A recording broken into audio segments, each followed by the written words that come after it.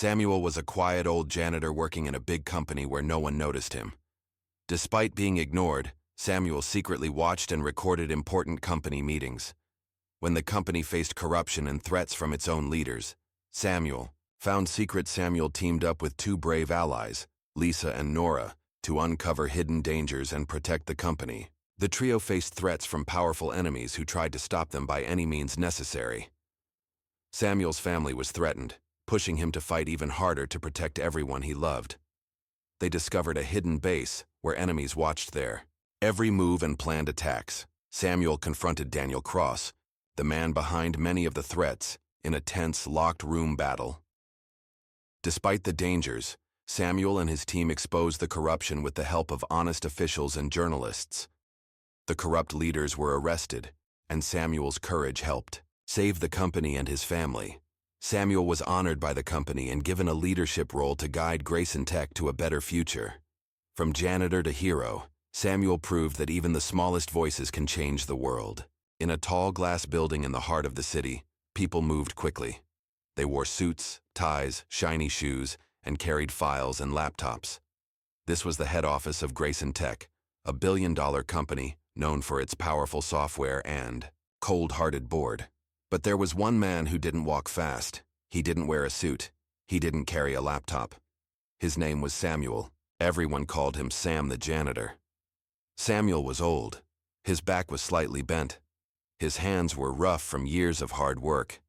His gray shirt had a company patch stitched on the chest. His name tag hung loosely from the top pocket. And he always had a mop or broom in his hand. He came to work early. He stayed late. He never missed a day. Yet no one really saw him. To the employees, he was just part of the background, like the chairs or the carpet. People walked past him as if he didn't exist. Some even joked behind his back. Why's that old man still working? Maybe he has no family. Probably too poor to retire. Samuel heard them, but he never reacted. He kept his head down. He swept the floors. He wiped the windows. He emptied the trash cans, and he listened. The people in the company were too busy to notice that Samuel was always there, quietly working during meetings, standing outside boardrooms, walking down the same hallways where secrets were whispered and decisions were made. Samuel saw everything, and more importantly, he remembered everything. One Monday morning, a board meeting was called. It was an important one. Everyone from the top floor was there, executives, lawyers, managers. The CEO himself was in the room. As usual, Samuel cleaned the hallway outside. No one cared that he was just a few steps away from the room where Major company plans were discussed. The door wasn't completely shut, and Samuel wasn't just cleaning. He was listening. Inside the boardroom, voices grew louder. The CFO was angry. The marketing director was defending a failed campaign. Numbers were thrown around. People blamed each other. There was stress in the air, then someone laughed. A loud, ugly laugh. Well, at least the janitor's doing his job. Maybe we should ask him to fix the company's image. More laughter followed. Even the CEO smirked. Outside, Samuel didn't flinch. He just wrote something in a small, leather-bound notebook he kept in his back pocket. No one saw it. But if they had, they would have asked, "What is he writing? Why is he always near these meetings? What does that old man really know?" Samuel continued down the hallway, his cart squeaking slightly as he moved. His eyes, though old, were sharp. He noticed a manager hiding his phone when he walked by. Another assistant was crying silently at her desk. He made a note of both. At lunch, Samuel sat alone in the corner of the company cafeteria. He didn't have fancy food, just a small sandwich and some hot tea in a thermos. From the far end of the room, two junior staff members pointed at him and laughed. "Look, there's Grandpa Mopper." Samuel smiled gently but didn't respond. Instead, he opened his notebook again and scribbled something on a new page. No one knew that Samuel had worked in this company for 35 years, back when the building was only 3 floors high. Back when the founder, Mr. Harold Grayson, still walked those hallways. Back when people cared about loyalty and values, not just money. In those early years, Mr. Grayson used to have long talks with Samuel. They'd sit on the office balcony with tea and talk about life, dreams, and business. Harold trusted Samuel more than most of his partners, but when Harold passed away 10 years ago, everything changed. The board took over. The company grew fast, but cold. People were hired for profit, not purpose. Samuel was forgotten, but he never forgot what Harold told him one night on that same balcony. "Sam, this company will change. People will forget who helped build it, but keep your eyes open. One day someone will need to remind them what real power looks like, and that person might just be you." Samuel had smiled politely back then. He didn't think much of it, until now. Back in the present, the board meeting ended. The executives came out laughing and shaking their heads. "Another useless meeting," one muttered. As they walked past Samuel, one of them, the youngest VP, spilled his coffee on the floor and didn't bother to apologize. Samuel simply nodded and cleaned it up. But in his notebook, he wrote down the time, the name, and the word, rude, entitled, Record Suspicious Calls. Later that evening, when most employees had left the office, Samuel stayed back, as usual. But instead of mopping the floors, he walked into the old archives room in the basement. It was dark, dusty, forgotten. He unlocked a metal cabinet with a small key he had kept hidden for years. Inside were files, real paper files, not digital. Some were decades old.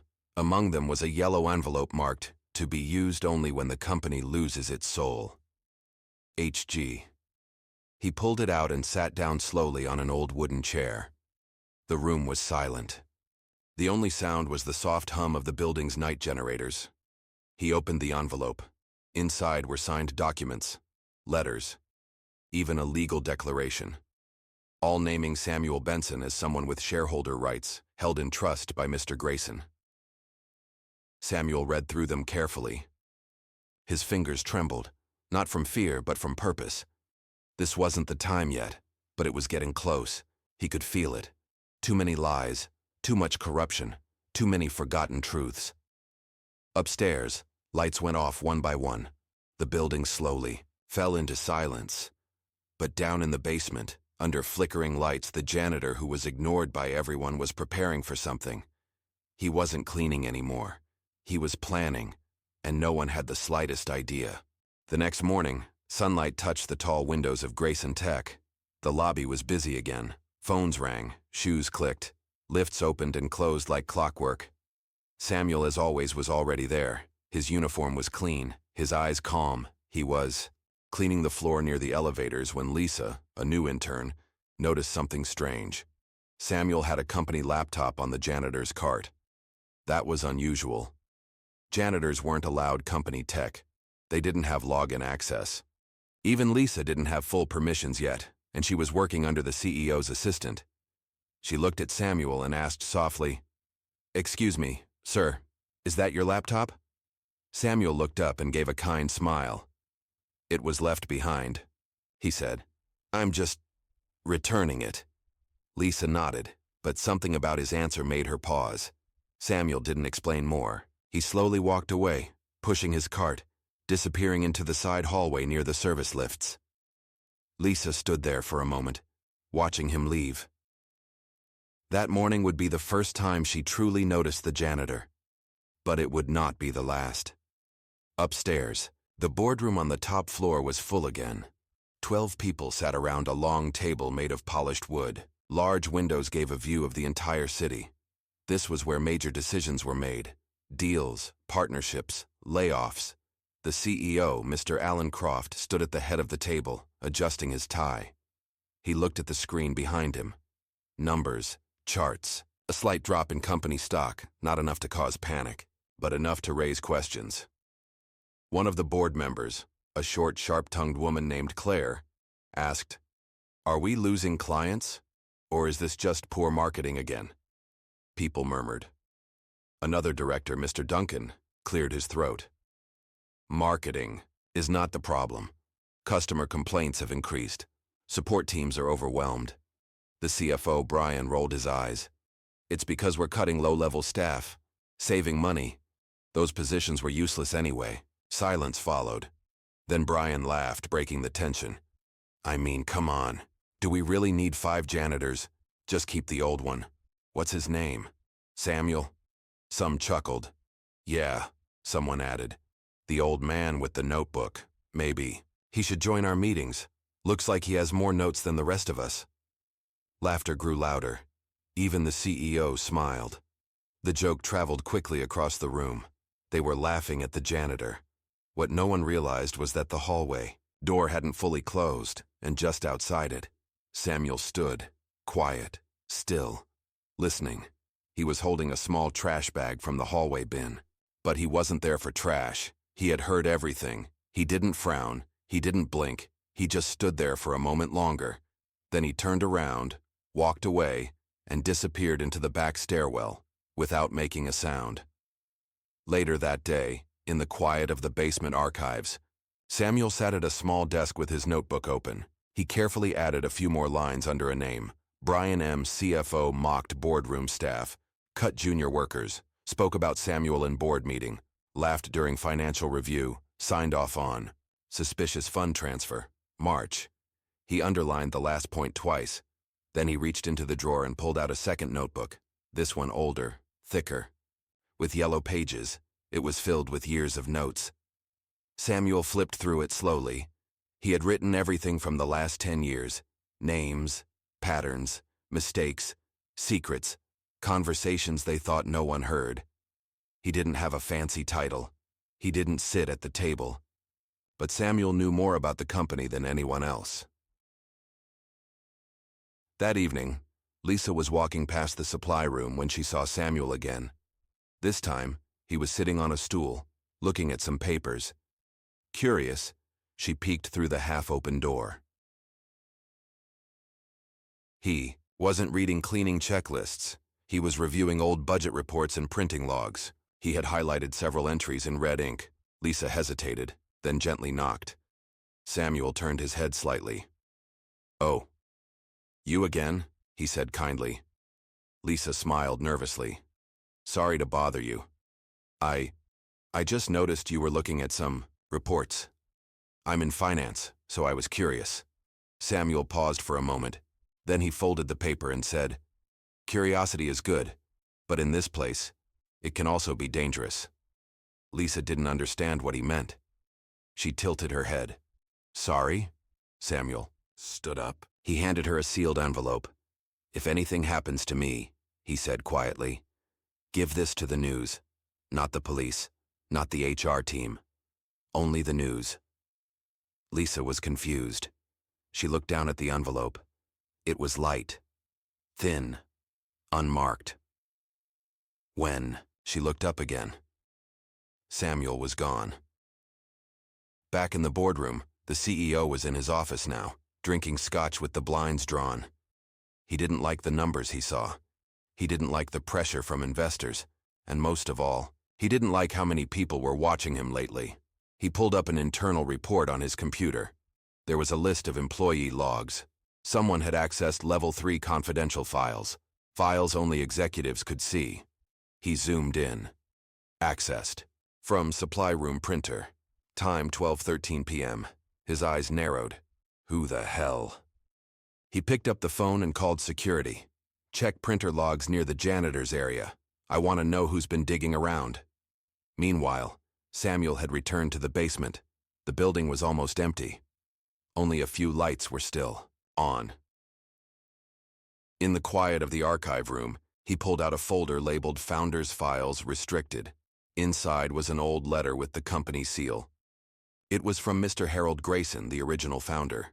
The letter said, "If this letter is being read, it means the company I built no longer stands on its values. The holder of this file has the right to act in defense of the Grayson name. Signed, Harold Grayson." Below it was a signed legal clause with something shocking. A 3% controlling stake in the company was left to Samuel Benson. It was small, but powerful enough to influence major decisions, and now, he was finally ready to use it. As he closed the folder and placed it back inside the cabinet, he turned to the wall. There were old pictures from the early days, Photos of Harold and the first 5 employees. Samuel was in one of them, wearing the same uniform but younger, stronger. He stared at the photo for a long time. Then, softly, he whispered, "You trusted me, Harold. I didn't forget. Now it's my turn." Upstairs, Lisa opened the envelope Samuel had given her. She knew she shouldn't, but she did. Inside was a single line on a folded piece of paper. Truth always finds its way, but it needs a light. Beneath that line was a flash drive. The office was unusually quiet that morning. People still moved through the hallways, but something felt off. The usual gossip had stopped. The break room was nearly empty. Managers avoided eye contact. Even the receptionist spoke in a lower tone. Everyone could feel it. Something was going on, and deep inside the building, behind a locked security room, 4 men stared at surveillance screens. One screen showed the supply room. Another showed the basement hallway, but most of all, they were focused on one man, Samuel. In the corner of the office, the head of internal security, a tall man named Victor Miles, leaned forward and pointed to the screen. "There, right there," he said. "Pause it." The video froze. It showed Samuel standing near a printer, sliding a file into his back pocket. The timestamp read 12:13 p.m., the exact moment sensitive files were accessed. "Zoom in," Victor ordered. The image wasn't clear, but it was enough. The file was labeled in red, "Confidential." The CEO, Mr. Alan Croft, stood in the A room, arms crossed. He didn't speak for a moment. Then, in a low voice, he said, "Bring him in." That morning, as usual, Samuel walked slowly down the east hallway with his mop and bucket. His steps were calm, his eyes steady, but he knew. He could feel the stares. Something had shifted. By the time he reached the service closet, 2 men in black suits appeared at the end of the hallway. "Mr. Benson," one of them said, "you're needed upstairs." Samuel looked up and gave a small smile. Of course. He put his mop back into the bucket, locked the supply room behind him, and followed them without a word. In the security room, Samuel was led to a single chair under a bright light. Across from him sat Victor, with the CEO standing quietly in the back. Victor opened a file. "You've been with this company for a long time, haven't you?" 35 years, Samuel said calmly. "Impressive," Victor said, flipping a page. "And you've never been questioned, never caused a problem. Clean record, Muel." "Said nothing. But something strange happened yesterday. Files were accessed from a printer near your area. Confidential files." Victor leaned forward. "You wouldn't know anything about that, would you?" Samuel looked him in the eyes and said, "No, sir." Victor frowned slightly. No one else was seen entering that room for hours. And yet, the printer shows a large file printed at exactly 12:13 p.m. Do you know who it belonged to? "I only print cleaning charts," Samuel replied. His voice was quiet, calm, too calm. Victor watched him closely. Then he placed a photo on the table. It showed Samuel holding a thin file near the printer. "This doesn't look like a cleaning chart." Samuel didn't even blink. "Sometimes people leave things behind. I collect them and return them to the right department." Victor tapped his fingers on the table. The CEO finally spoke. "Mr. Benson, if there's something you know, this is the time to speak. Otherwise, we'll have no choice but to suspend you for security violation." Samuel took a breath. Then, slowly, he leaned forward. "May I ask you a question, Mr. Croft?" The CEO raised an eyebrow. "Go ahead." Samuel folded his hands. "Do you know how many people come in and out of this building every week?" The CEO hesitated. "I don't see how that's 243, Samuel said. "Last week alone, including staff, delivery, guests, and contractors. I know because I see them. I count them." Victor looked confused. "What's your point?" Samuel turned his gaze directly to the CEO. "My point is, I may clean the floors, but I've been watching the foundation for years. And now, it's cracking." The room went silent. The CEO didn't respond. Victor closed the file. "That'll be all for now. Samuel, was escorted back to the ground floor, but not to the janitor's closet. Instead, he was told to wait in the HR office. Inside, Jenna, the HR manager, sat nervously behind her desk. She smiled weakly. "Samuel, they've asked me to send you home for now. It's just a temporary leave, not a suspension." Samuel nodded. Jenna added softly, "I don't believe you did anything wrong." Samuel gave her a kind look. "You don't have to say that.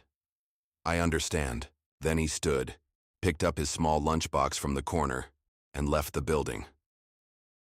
Outside, the city was loud as always. Cars honked, people rushed past. But Samuel walked slowly, like always. No anger, no fear. Instead, he pulled out his notebook and made one more note. Stage 1, complete.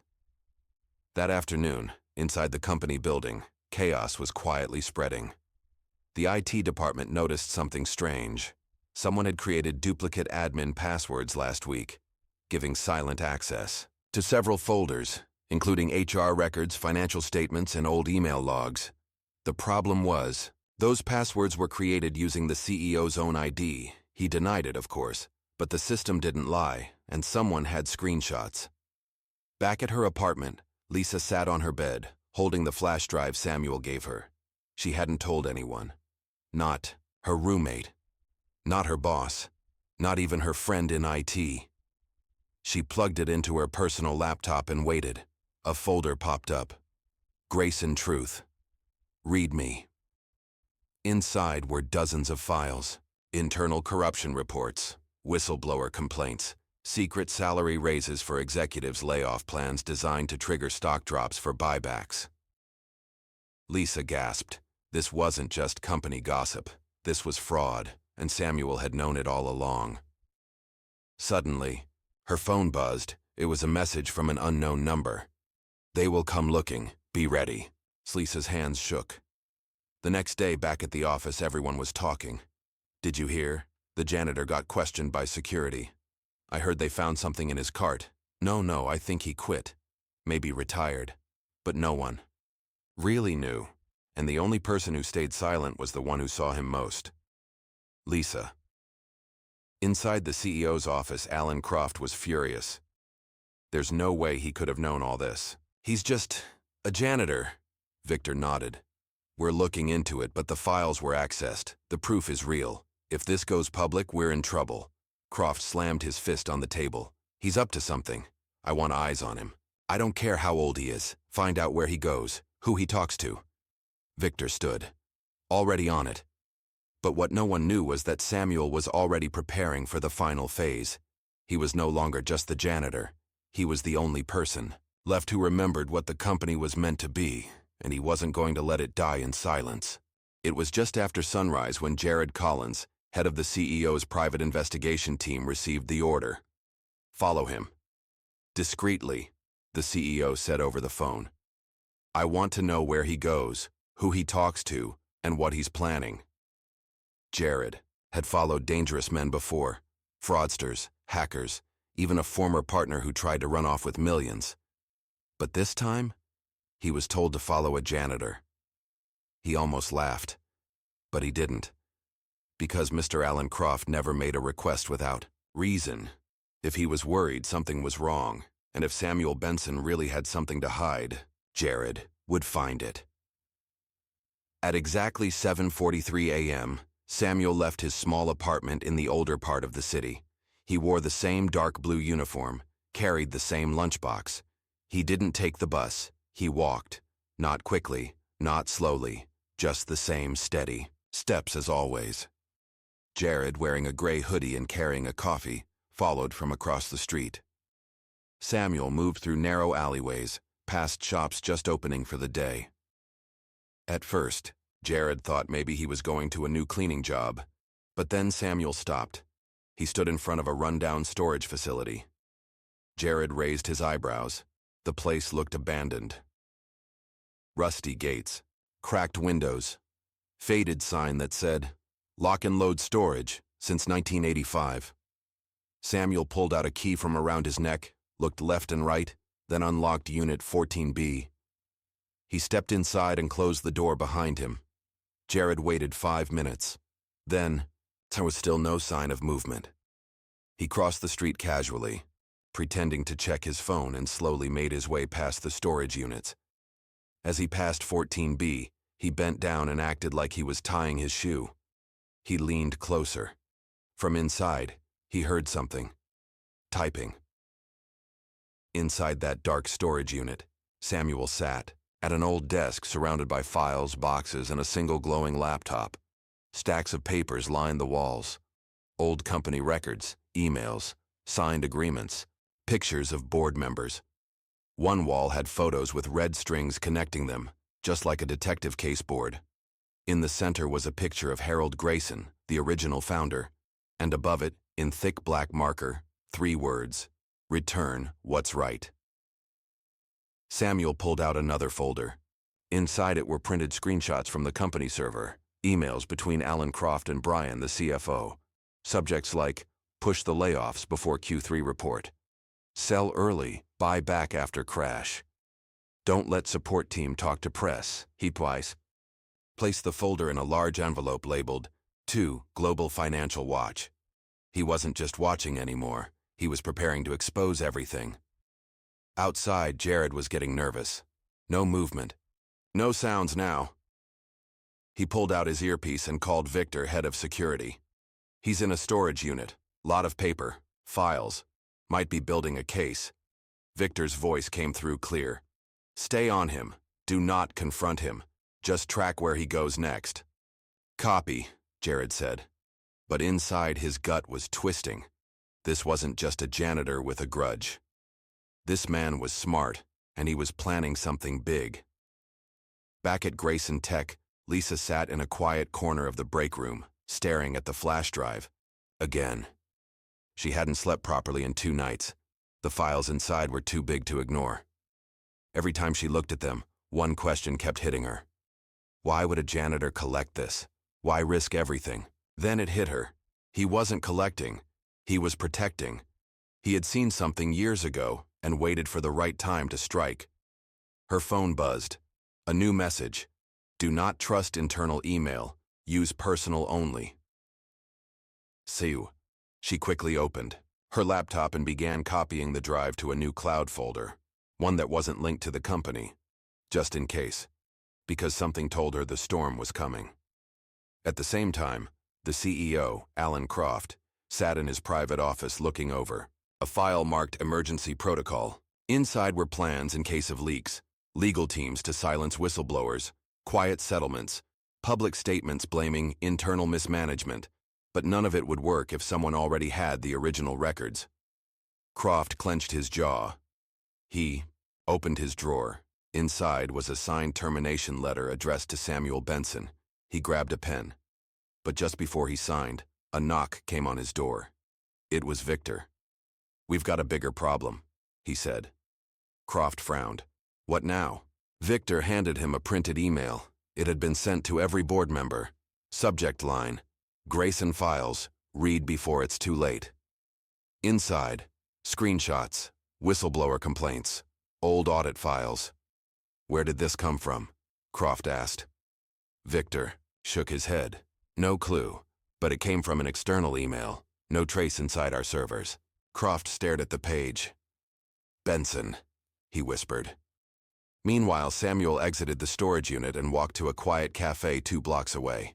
He ordered tea. Then, he sat by the window and waited. At exactly 10:15 a.m., a tall woman in a black coat entered. She was in her late 40s, confident, sharp eyes. A journalist. Her name was Nora Jameson. Samuel slid the envelope across the table. "Everything you need is in there," he said. She opened it, skimmed the first few pages. Her eyes widened. "This is enough to shut them down." Samuel nodded. "It's time." Outside, Jared sat in his car across the street. He watched the two talk for 15 minutes. Then the woman left. Samuel paid for the tea and walked the opposite direction. Jared snapped a photo of the woman, sent it to Victor. "Confirm." "Identity," he texted. "Looks like media." A moment later, Victor replied, "That's Nora Jameson, investigative reporter. Writes for the Federal Times. If he gave her something, we're already exposed. Jared stared at his screen. This guy just nuked the company, he whispered. Back inside Grayson Tech, chaos had fully arrived. One board member had already resigned. Another had called for an emergency meeting. Lisa was called into her manager's office and asked if she had spoken to the janitor. She said nothing. They tried to offer her a bonus. Then they threatened termination. Still, she said nothing. But she knew the time was close. Samuel had started something, and it couldn't be stopped now. In the evening, Samuel returned home and opened a small safe behind an old picture frame. Inside was a hard drive. He connected it to his laptop. The screen lit up, a backup of every file Nora had taken, just in case. Then, he opened a folder titled Grayson Founders. Will. He clicked play on a short video. It was Harold Grayson sitting in a chair years ago. He looked old, tired, but determined. If you're seeing this, it means the company has lost its soul. I leave this message for the man I trusted more than anyone, not because of title or money, but because he stayed when others ran. He watched when others looked away.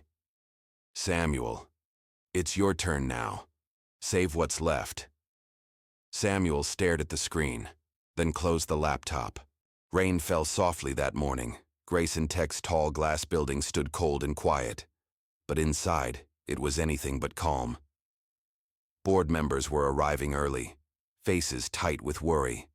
Phones buzzed, emails poured in. Whispers echoed through the halls. Did you read the leak? They're saying it all came from inside. Someone's going to jail for this.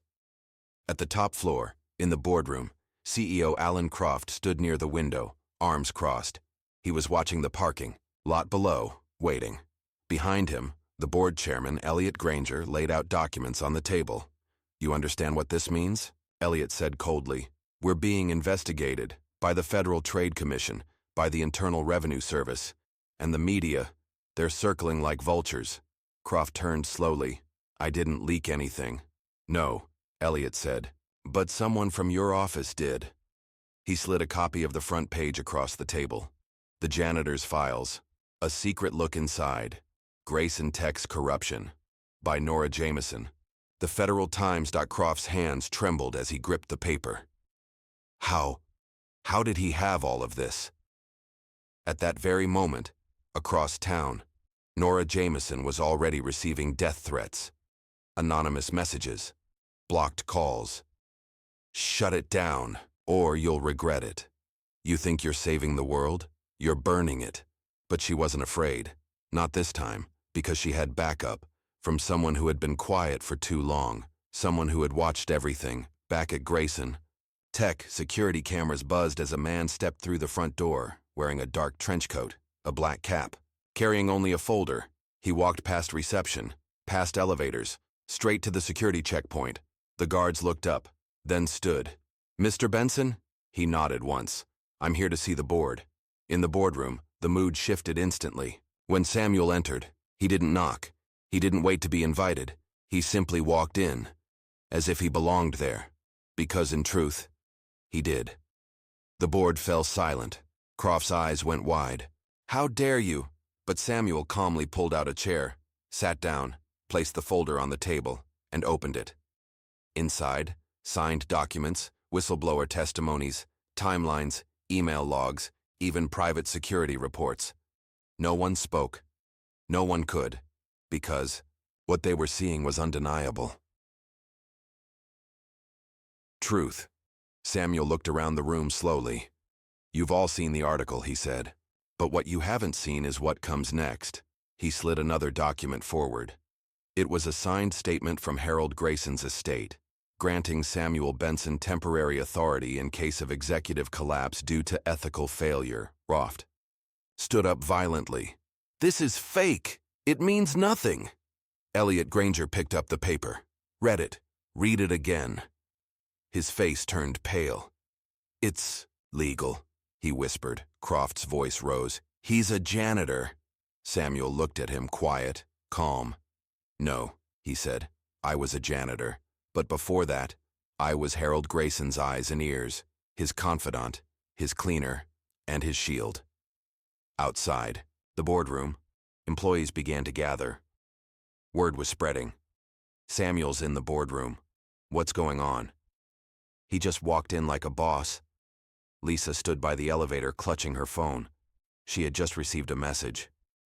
Watch the live stream. It starts now. Cher's eyes widened. She pulled up the private link, and there it was, a live video feed from inside the boardroom. Samuel had activated a hidden camera, and now, the whole company could hear him speak. Grayson Tech was built on trust. Samuel said, his voice steady. I've cleaned its floors for decades. I've watched the rise and the fall. I've seen corruption grow like mold behind the walls. Croft tried to shut off the feed, but it was too late. The IT department had already seen it. The HR team had seen it. Even the media had found it. Samuel continued. This company does not belong to the men who steal. It belongs to the people who build, the ones in the cubicles, the labs, the support teams, the janitors, the backbone. He looked directly at Croft. You forgot that. Then he turned to the board. I don't want your titles. I don't want your chairs. I want justice. He placed one final document on the table, a petition, signed by over 200 employees, including several managers, engineers, and even stockholders, calling for Croft's immediate removal. Elliot Granger stood, looked around the room, and then said the words no one expected. Effective immediately, Alan Croft is suspended as CEO of Grayson Tech. Pending investigation, Croft exploded. You can't do this. He's nobody. But security had already entered. Sir, you'll need to leave, they said firmly. Croft turned to Samuel. You think this is over? Samuel didn't even flinch. It's just beginning. As Croft was escorted out, Lisa smiled quietly from her desk. Other employees stood and applauded. Some cried, some just stared. But no one laughed, because now they knew. Samuel Benson wasn't just the janitor. He was the man who brought the truth back to Grayson Tech. That night, Samuel sat on his small porch, sipping tea. The stars were out. The air was quiet. His phone buzzed, a message from Nora. It's going. Global. They're calling it the Janitor Revolution. Are you ready for interviews? He smiled, typed back, let's give the world something to believe in again. The next morning, the city was buzzing. Newspapers, websites, and social media feeds were filled with one name, Samuel Benson, the janitor who took down a CEO. Some called him a hero, others called him a symbol, but not everyone was celebrating. In a quiet hotel on the edge of the city, Alan Croft sat in a leather chair, staring at a screen. His eyes were red. His hand gripped a glass of whiskey. He had lost everything, his power, his office, his reputation. But he still had one thing left. A secret. On the screen was a name, Marcus Lang, ex-CFO. Disgraced. Fired 5 years ago after a quiet settlement. But Marcus knew the real secrets. He knew what was hidden even from the board. Croft made the call. Marcus, he said coldly, it's time. Back at Grayson Tech, Samuel sat in Harold Grayson's old office for the first time. He didn't feel like a boss. He still wore simple clothes, still carried his notebook, but everything around him had changed. Lisa entered with a folder. These are the emails from the board, she said. They want to schedule a public hearing next week. Samuel nodded. We'll be there. Every truth must be told. But just before she left, Lisa paused. There's something else, she said slowly. Someone was seen around the building. Last night, no ID. Security couldn't stop him. Cameras cut out. Samuel frowned. Describe him. Tall, wore black gloves, looked military. Left this on the steps. She handed him a note. In bold red ink, it read, You only exposed. The surface, the real rot lies deeper. ML. Samuel stared at the initials. ML. He hadn't heard that name in years. Flashback. 10 years ago. Samuel was in a private meeting with Harold Grayson and Marcus Lang. Harold was sick, but still sharp. He had trusted both men. But Marcus wanted something else. Total control. He had pitched an aggressive deal. Cut 1,000 jobs, sell data, offshore departments. Samuel had said no. Harold had said no. Marcus had stormed out that night and never returned. But Samuel always wondered, what happened to him? Now, he knew. He was back. Meanwhile, in a dark apartment, Marcus Lang tapped through encrypted files. He still had access to old company systems, buried deep.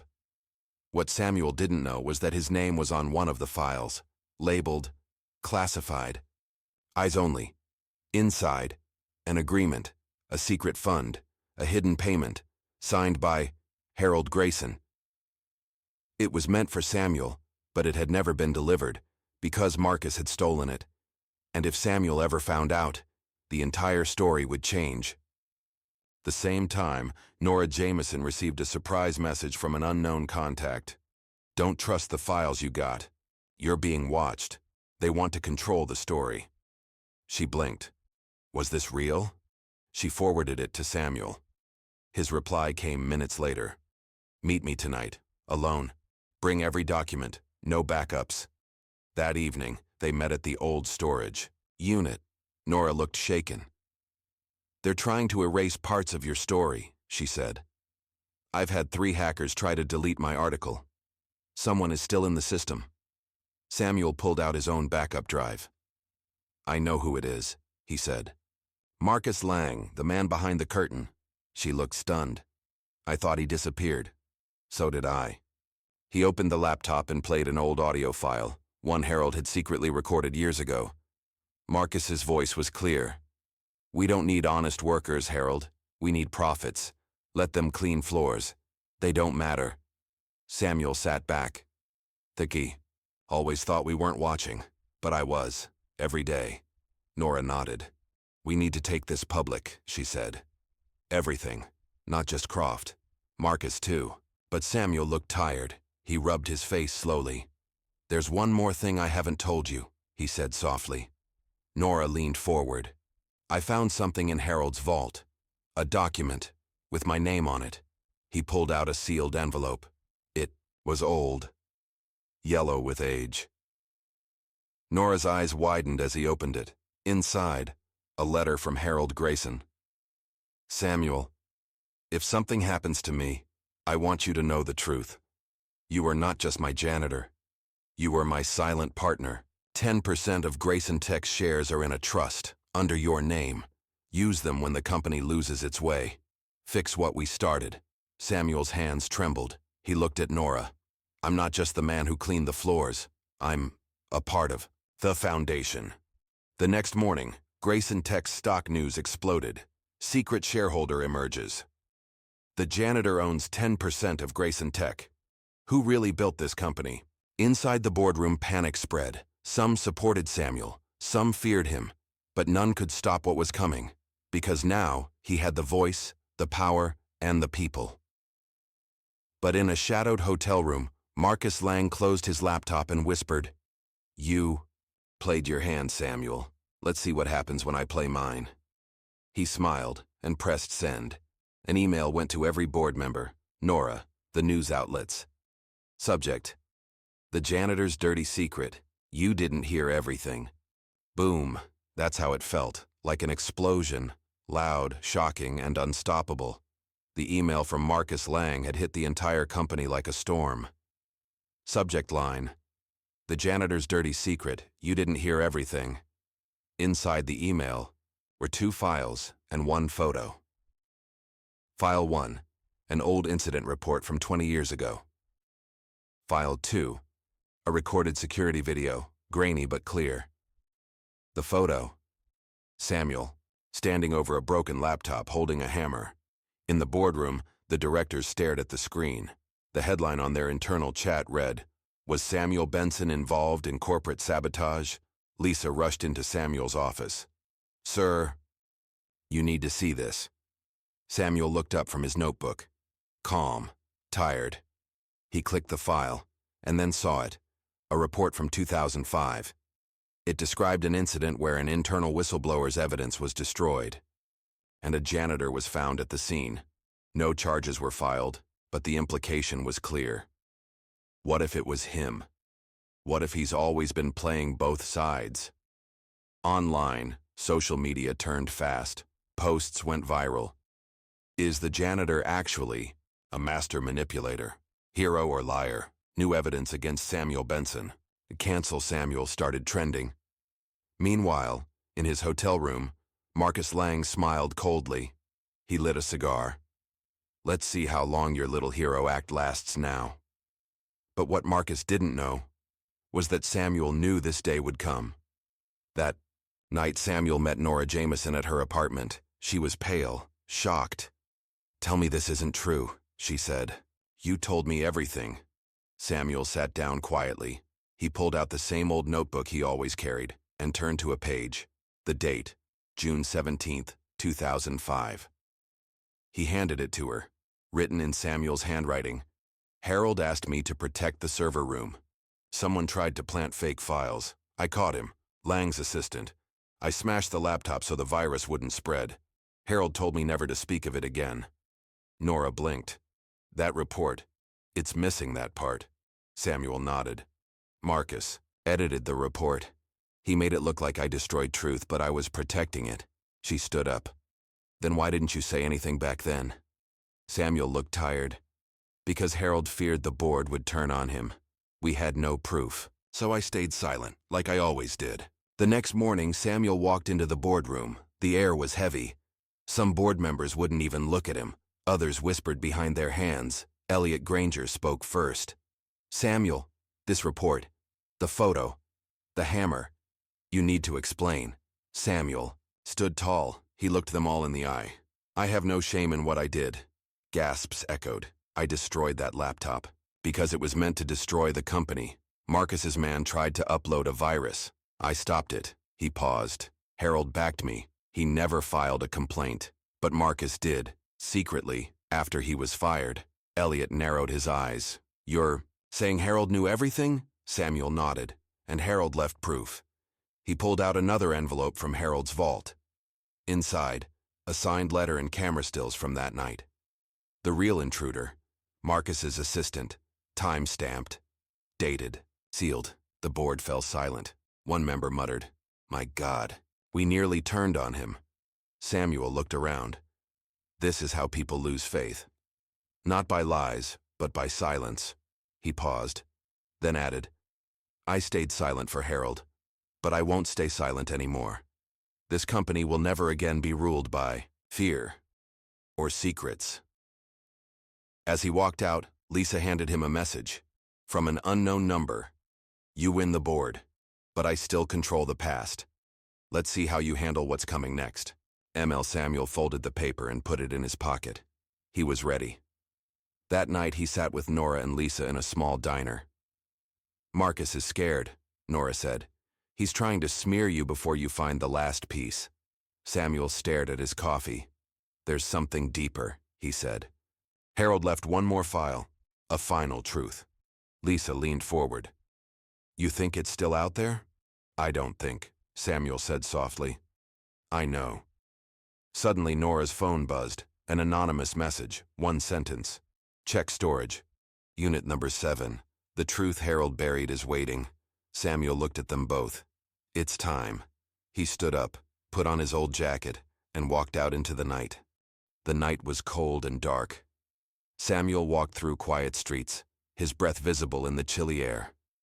Lisa and Nora followed close behind, their footsteps soft but steady. They reached an old warehouse on the edge of town.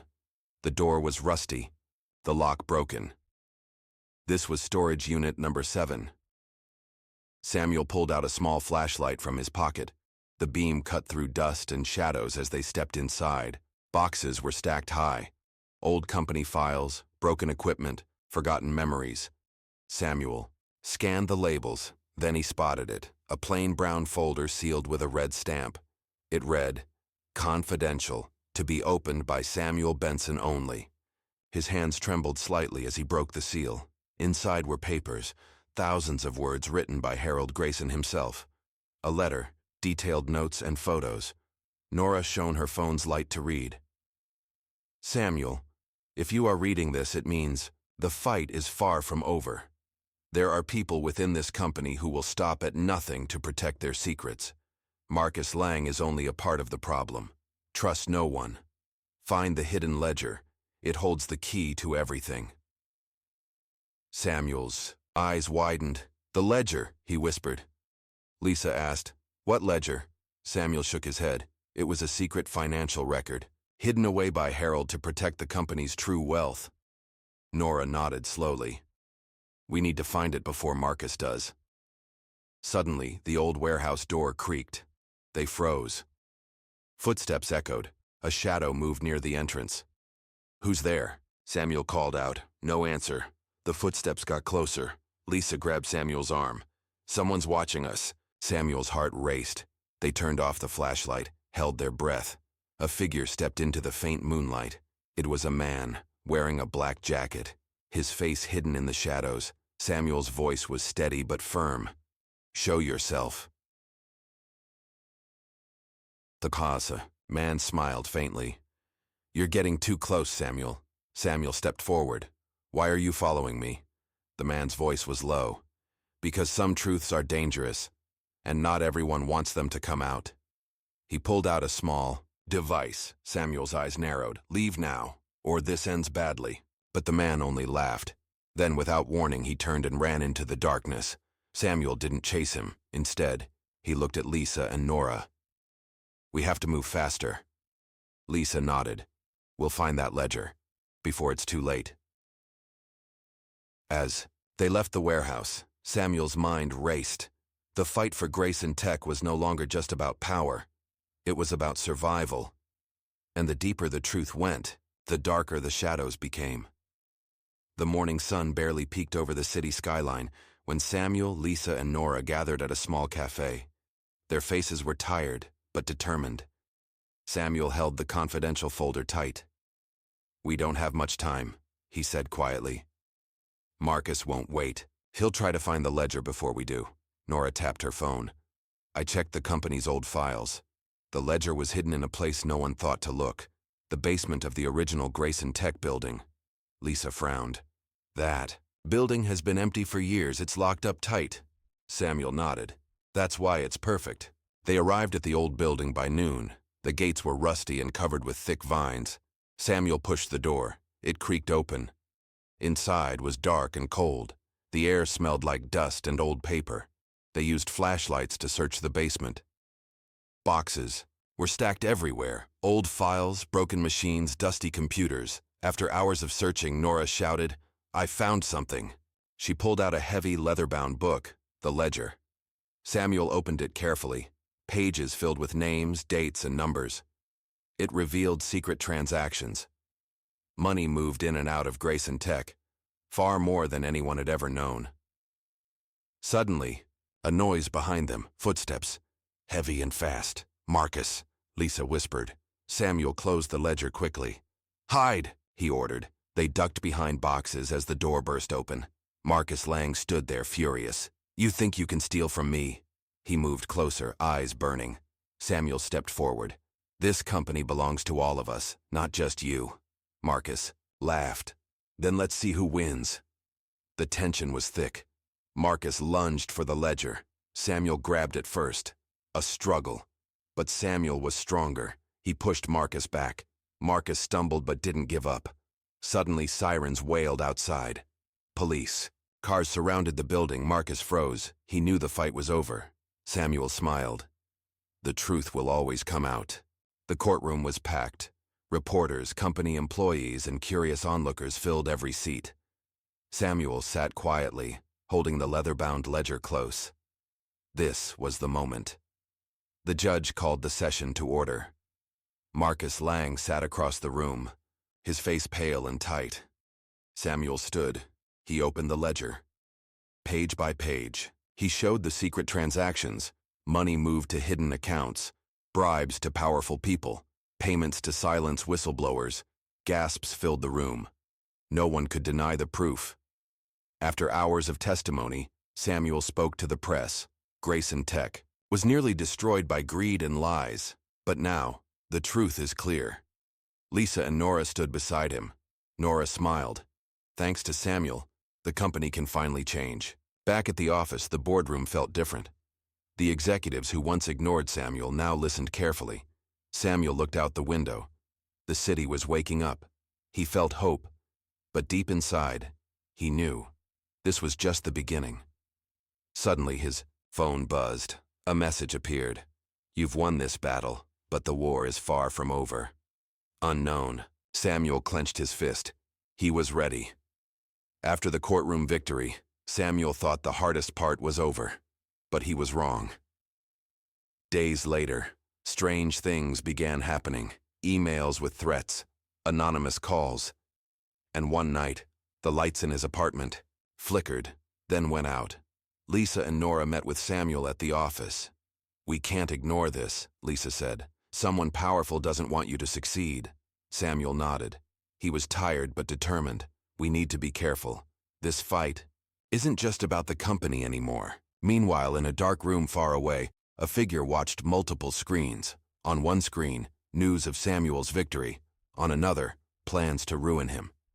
The figure smiled. Time to turn the tables. Back at Grayson Tech, Samuel began receiving strange visitors. Some pretended to be investors. Others claimed to want peace. But Samuel could sense the danger. One evening, Samuel found an envelope slipped under his door. Inside, a photo of his family with a message: "Stay away, or they pay the price." His heart pounded. Protecting the company was one thing. Protecting his family was another. Samuel looked at Lisa and Nora. "We have to fight smarter, not just harder." Outside, the city lights shone bright. But in the shadows, the war for Grayson Tech's future had just begun. Samuel's hands shook as he looked at the photo again. His wife and children. Someone was watching them. Lisa paced nervously. "We need security. Now," Nora nodded. "I'll contact a private team." Samuel agreed. He could no longer fight this alone. That night, his family stayed at a safe house. Samuel sat by the window watching the quiet street. Suddenly, a shadow moved outside. His heart raced. Was it an enemy? He grabbed his phone. No signal. The doorbell rang. Samuel froze. He slowly opened the door. A delivery man stood there. "Package for Samuel Benson," he said. Samuel took the box carefully. Inside was a small black device. A note read, "This is only the beginning." Samuel's mind raced. What was this device? Who sent it? Lisa and Nora arrived quickly. They examined the device. "It's a tracker," Lisa said. "Someone wants to know every move you make." Samuel clenched his fists. "They're closer than we thought." The next day, Samuel met with his trusted allies. "We must find the source of these attacks," he said, "before they destroy everything." Outside, the city buzzed with life. But for Samuel, danger was closing in fast. Samuel and Lisa studied the tracker carefully. "We need to find out who sent this," Lisa said. Nora was already working on tracing its signal. Hours later, Nora called out, "I found something." The tracker's signal led to an abandoned office. Building on the city's edge, Samuel looked at Lisa. "This place used to be one of Grayson Tech's old branches." Lisa frowned. Why would someone hide here? They decided to go together. The building was dark and empty. Dust covered the floor. The air smelled of old paper and secrets. They searched every room. In one corner, Samuel found a hidden door behind a bookshelf. Lisa pushed it open. Inside was a small room filled with computers and files. Nora examined the computers. "These systems are still running," she said. "Someone has been using this place recently." Samuel opened a folder. Inside were photos. Photos of his family, his friends, and the company's key people. A cold feeling ran down his spine. "This is more than just a threat," he said. "They're watching everyone we care about." Suddenly, the lights flickered. Footsteps echoed. Someone was coming. Samuel whispered, "Get ready." They hid behind the door as it opened slowly. A man stepped inside. He looked surprised, but then a cold smile appeared. "Samuel Benson," he said. "You're deeper in this than you realize." The room was cold and silent except for the soft hum of the old computers. Samuel, Lisa, and Nora stayed hidden behind the slightly open door. The man standing inside looked around carefully, then spoke in a calm, low voice. "I've been expecting you." Samuel stepped forward slowly, trying to keep his voice steady. "Who are you? Why are you spying on my family and the company?" The man smiled, but it wasn't a friendly smile. "My name is Daniel Cross," he said. "I used to work for Grayson Tech years ago." Lisa's eyes narrowed. "What happened?" Daniel's smile faded. "I was fired, unfairly. I lost everything because of the company's greed." He looked directly at Samuel. "So, I made it my mission to bring Grayson Tech down, from the inside." Samuel clenched his fists. "You think threatening my family will help you?" Daniel shook his head. "No, it's a warning. A test. I want to see if you're strong enough to stop me." Nora stepped forward, her voice firm. "You don't scare us." Daniel laughed softly. "You should be scared, because this is just the beginning." He walked over to a desk and picked up a file. Inside were documents showing secret deals, hidden accounts, and even plans for illegal takeovers. "All of this happened while the company was in the dark," Daniel said. "And now, I'm going to expose everything." Samuel looked at Lisa and Nora. "We have to stop him," he said. Daniel moved closer. "But if you try, I promise it won't be easy." He pulled out a small device from his pocket, a remote control. With a click, the door locked behind them. Samuel's heart pounded. The room went dark. The computers started flashing strange messages. "Welcome to the game, Samuel Benson," one message read. Lisa whispered, "What game?" Daniel smiled. "A game of secrets and power. If you win, the company survives. If you lose, everything falls apart." Samuel took a deep breath. "We're not afraid." Daniel nodded. "Good. Because you'll need all your courage." For hours they worked together trying to stop Daniel's plans. They uncovered new lies, solved puzzles, and found hidden files.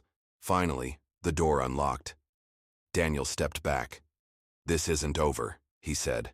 Then, he disappeared into the night. Samuel looked at his friends. "We've seen the face behind the threat." Lisa nodded. "And now, we know what we're fighting." Nora smiled. "The real battle for Grayson Tech has just begun." The sun had barely risen when Samuel, Lisa, and Nora gathered at their secret meeting spot. The events of the night still weighed heavily on their minds. Daniel Cross had shown them how deep the danger went, but now it was time to fight back. "We can't wait for Daniel to make the next move," Samuel said firmly. "We have to find out who else is involved." Lisa nodded. "I've been digging through old company records. There are names, people with power and influence who want Grayson Tech to fail." Nora added, "They're not just in the company. They have allies in the government and media." Samuel's eyes hardened. "They want to destroy us completely." Days turned into nights as the team worked tirelessly. Samuel coordinated with honest employees willing to help. Lisa used her contacts to track suspicious activities. Nora hacked into secure networks, searching for clues.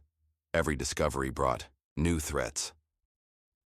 One evening, Samuel received a call. A voice whispered, "Stop digging or your family pays the price." Samuel's heart pounded, but he refused to back down. He met Lisa and Nora the next day. "We're closer than ever," he said. "But the danger is growing," Lisa frowned. "We need protection for your family," Samuel agreed. He arranged for bodyguards and moved his family to a safe location. Meanwhile, Daniel Cross watched from afar. He was not working alone. A group of powerful men controlled the strings, behind the scenes. Their goal, to take over Grayson Tech and silence anyone who stood in their way. Samuel knew the final battle was coming. He gathered his team. "We fight for the company, for justice, and for our future." Lisa smiled. "And we won't stop until we win."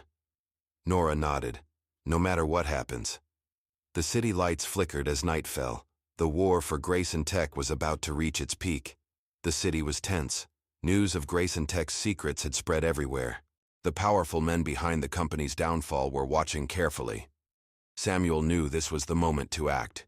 He met with Lisa and Nora in a quiet room. "This ends now," Samuel said, voice steady. "We have proof of everything.